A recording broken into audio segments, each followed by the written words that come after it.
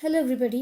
आज जो वीडियो मैं आपके साथ शेयर करने वाली हूँ वो वीडियो बहुत ख़ास है, क्योंकि ये आज के वक्त में सबको जानना ज़रूरी है कि डिफॉर्मेशन क्या होता है और डिफॉर्मेशन के सूट्स कैसे होते हैं, नोटिसेस क्या होती है, लीगल नोटिस और नोटिसेस में क्या फ़र्क होता है।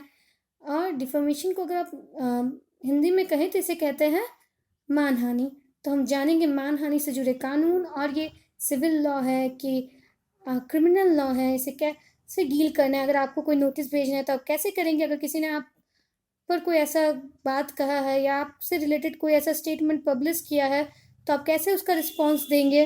अगर किसी ने आप पर डिफॉर्मेशन का नोटिस सेंड किया है तो आप कैसे उसे जवाब देंगे। और इसी से जुड़ी हुई बातों को देखने के लिए हम आगे बढ़ते हैं।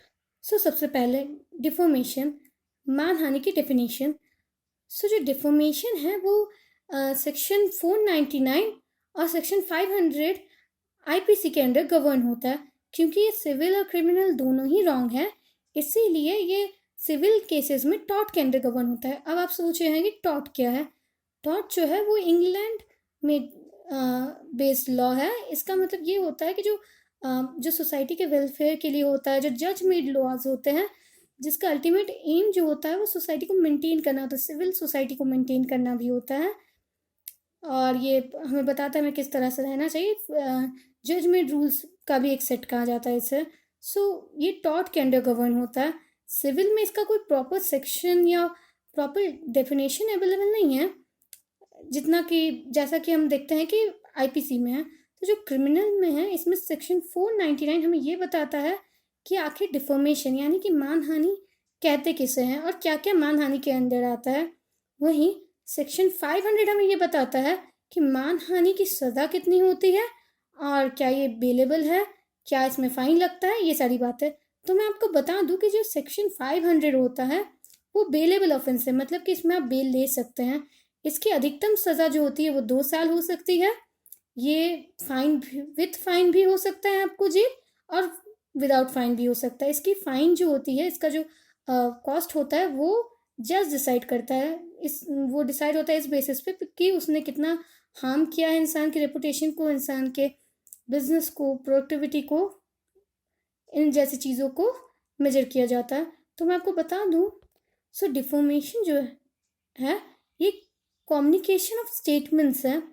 जब हम बात करते हैं कम्युनिकेशन ऑफ स्टेटमेंट, इस बात का हमें ख्याल रखना होता है कि ये जो बातें हैं ये दो व्यक्ति के बीच में नहीं, किसी तीसरे व्यक्ति का या 3 से ज़्यादा व्यक्तियों का इस स्टोरी में होना बहुत ज़रूरी है।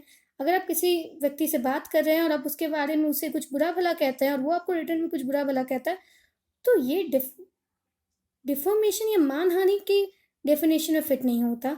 डिफॉर्मेशन का मतलब ये होता है कि वो आपके बारे में या आपके रिगार्डिंग कोई ऐसी बात है जिसकी वो पुष्टि नहीं करता, लेकिन वो बातें आपके इमेज को हैम्पर कर सकती है, आपके बिजनेस को हैम्पर कर सकती है, किसी और से करता है। मतलब कि एक ऐसा कम्युनिकेशन बनाता है, ऐसा चेन बनाता है जिसमें आपके बारे में कई सारी बातें कही जाती हैं और उसका असर आप पर बुरा पड़ता है। उसे हम डिफॉर्मेशन कहते हैं।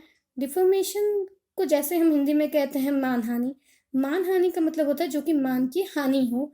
ये आपका प्रोडक्टिविटी का लॉस हो सकता है, बिजनेस का लॉस हो सकता है, सोसाइटी में आपकी रेपुटेशन हार्म कर सकता है, आपका रिलीजियस हो सकता है।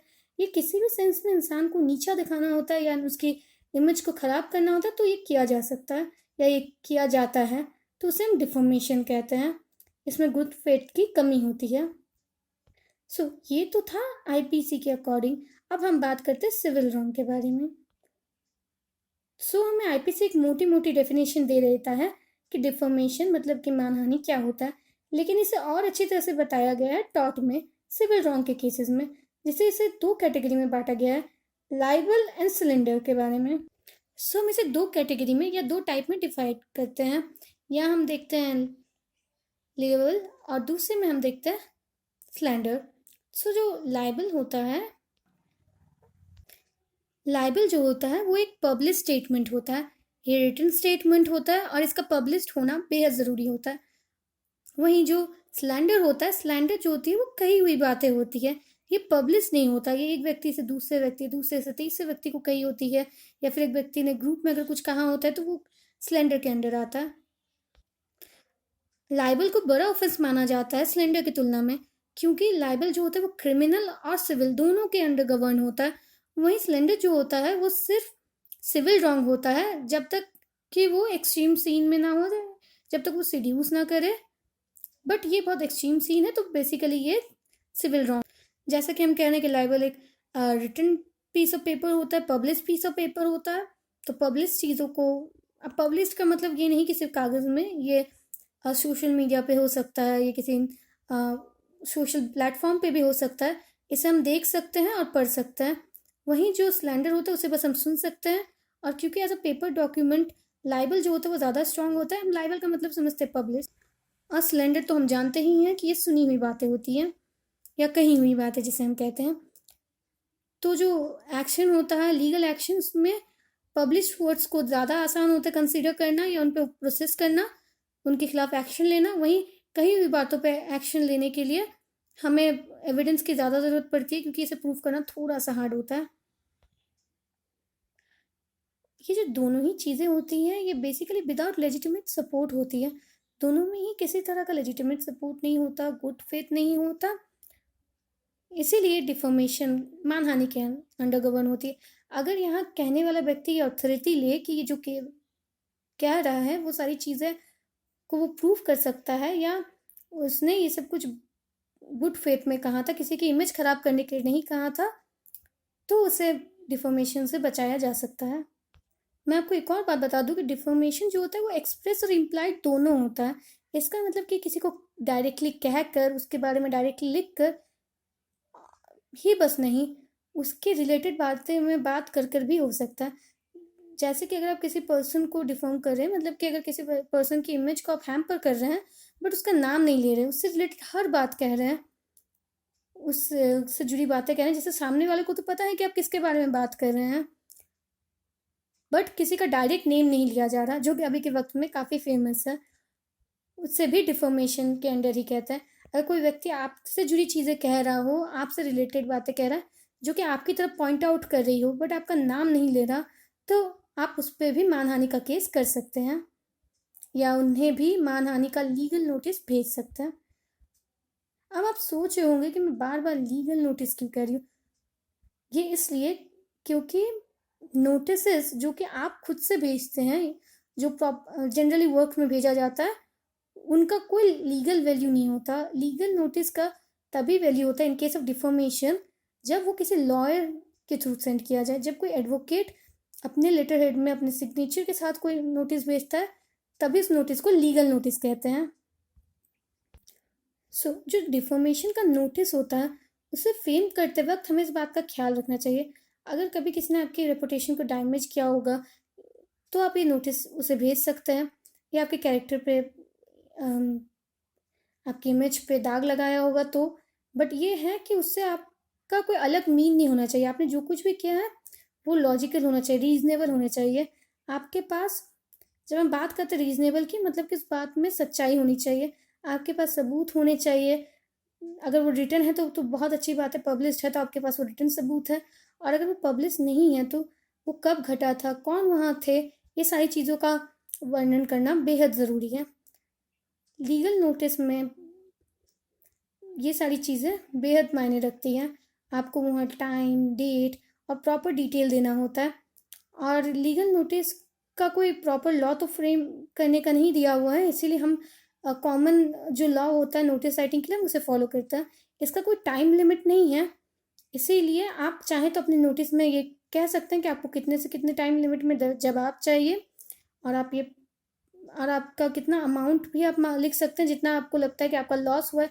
अगर वो रेपुटेशन में लॉस हुआ होगा या आपके बिजनेस में लॉस हुआ होगा, तो आप वो अमाउंट लिख सकते हैं, जिस अमाउंट के कारण, जिस मानहानि के कारण आपको पे करना पड़े, तो आप वो एक रेमेडी भी है। मैं आपको एक और बात बता दूं कि जब डिफॉर्मेशन मैं कह रही हूँ कि वो क्रिमिनल और सिविल दोनों के अंदर गवर्न हो रहा है, तो हमें इस बात को ध्यान रखना पड़ेगा कि ये दोनों केसेस साथ साथ नहीं चलती, एक के बाद एक चलती हैं। एक ख़त्म होते ही दूसरा स्टार्ट हो जाता है। तो आप चाहें तो दोनों ही केसेस कर सकती हैं, बट वो या कर सकते हैं, बट वो ड्यूरेशन जो है वो डिफरेंट होगा, एक के बाद एक स्टार्ट होगा। और लीगल नोटिस इसलिए भी ज़रूरी है क्योंकि डिफॉर्मेशन के टाइम में, मतलब मानहानि का जो केस होता है उसका बेस होता है लीगल नोटिस। तो उस केस को पहले फॉर्मल कन्वर्सेशन, इस लीगल नोटिस को हम कहते हैं फॉर्मल कन्वर्सेशन, तो हम उससे स्टार्ट करते हैं। जैसे हम सामने वाले को बताते हैं, इन्फॉर्म करते हैं सारे डिटेल्स, और उन्हें ये कहते हैं कि अगर वो अपनी गलती मानते हैं और अगर कोई हर्जाना होता है तो उसे भरने को अगर राज़ी होते हैं तो आप लीगल सूट नहीं करेंगे। और अगर वो आपके नोटिस का कोई जवाब नहीं देता या रिस्पॉन्स नहीं देता या जस्टिफिकेशन नहीं देता तो आप उसके खिलाफ लीगल एक्शन भी ले सकते हैं। तो ये बहुत इंपॉर्टेंट पीस ऑफ डॉक्यूमेंट बन जाता है उस सीन में। और एक बात का ख्याल रखना होता है कि जब अगर आपको किसी ने लीगल नोटिस भेजा हो और आपको मानहानि का नोटिस रिसीव हुआ हो, आपको किसी ने भेजा हो, तो उस केस में आपको ये करना होता है कि आपको उस नोटिस का जवाब देना होता है। आप अपने लॉयर को कंसल्ट करें, वो आपका रिप्रेजेंटेटिव होता है, वो नोटिस का जवाब देता है। और कोशिश करें कि आप नोटिस का जवाब दें, क्योंकि अगर आप नोटिस का जवाब नहीं देते हैं तो इससे आपका गलत इम्पैक्ट पड़ता है। और अगर बाई चांस केस कोर्ट तक गया तो आपकी इमेज हैम्पर होती है और कहा जाता है कि आप केस से भाग रहे हैं। इससे आपका ही साइड वीक होता है। तो अगर आपको लीगल नोटिस रिसीव हुआ है तो टेंशन ना लें, आप अपना रीज़न लिखें। आप लिखें कि आप गुड फेथ में थे कि नहीं, रीज़नेबल लिखें। अगर आपने कोई भी स्टेटमेंट दिया है और आपके पास उसका रीज़न है, अगर आप उसको जस्टिफाई कर सकते हैं तो वो भी दें। आप अपने डिटेल्स दें, आप कहें कि आपने क्यों कहा था, और अगर आपने नहीं कहा है तो अपने उसके भी रीज़न दें। आप कहें कि आप उस वक्त थे या नहीं उस जगह पर, आप कि उस इंसान से रिलेशन कैसे हैं, आपने ऐसा नहीं किया, ये सारी डिटेल्स आप वहाँ दें। क्योंकि हो सकता है कि आप उस वक्त थे ही नहीं जिस वक्त पे आप पर वो ब्लेम किया गया, तो आप वहाँ शो कर सकते हैं कि आप वहाँ नहीं थे। और अगर आप थे और आपने कुछ कहा है बट आपके पास रीज़न है मुझसे कुछ कहने का, आपके पास एविडेंस है, तो आप प्लीज़ उसे भी सेंड करें। बट इनसे घबराएं नहीं, क्योंकि ये एक फॉर्मेट है और हमें इसके हिसाब से चलना होता है ताकि फ्यूचर में कोई इश्यूज़ ना आए।